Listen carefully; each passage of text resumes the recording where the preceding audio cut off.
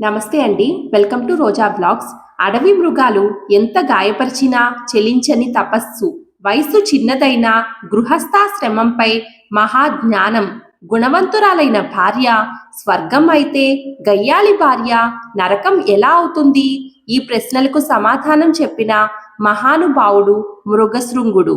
మృగశృంగుడు చెప్పిన ఈ అద్భుత కథను ఇప్పుడు మాఘపురాణం 5వ అధ్యాయంలో తెలుసుకుందాం. మాఘపురాణం 5వ అధ్యాయంలో కుత్సురుని కుమారుడు కావడంతో అతనిని కౌత్సుడు అని పిలిచేవారు. అతడికి మృగశృంగుడు అనే పేరు కూడా ఉంది.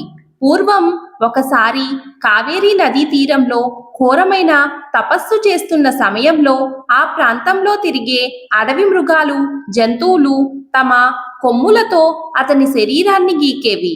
అయినా అతడు చెలించకుండా తపస్సు కొనసాగించాడు. అందుకే అతనికి మృగశృంగుడు అనే పేరు సార్థకమైంది.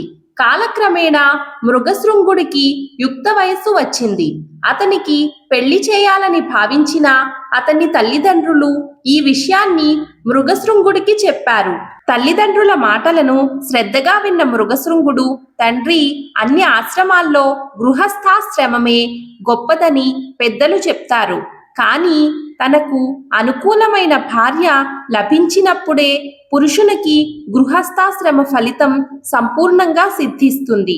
కార్యేషు దాసి, కరణేషు మంత్రి, భోజేషు మాత, సేనేషు రంభ, రూపేచ లక్ష్మి, క్షమయా ధరిత్రి, ఇలా 6 విధాలుగా స్త్రీ ప్రవర్తించాలి అని శాస్త్రాలు చెప్పాయి.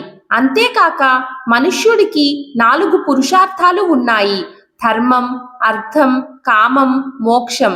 వీటిలో మోక్షమే ప్రధానమైనది.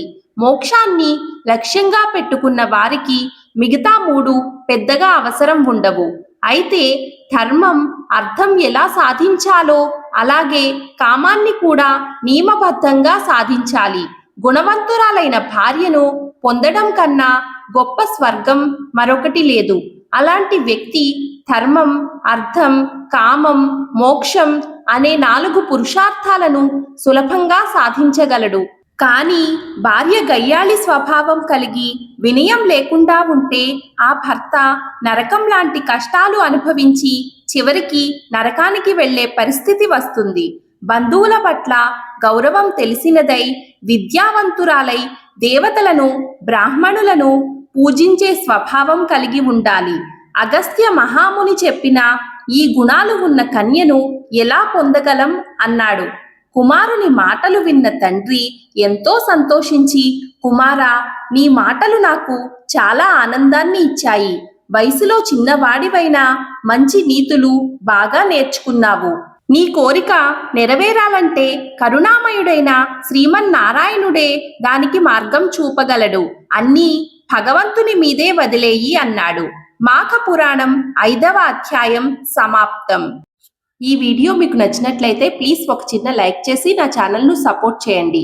మిగిలిన అధ్యాయాలను కూడా చూడాలి అనుకుంటే ఇప్పుడే మన ఛానల్ను సబ్స్క్రైబ్ చేసుకోండి. రేపటి అధ్యాయంతో మళ్ళీ కలుద్దాం. నమస్కారం.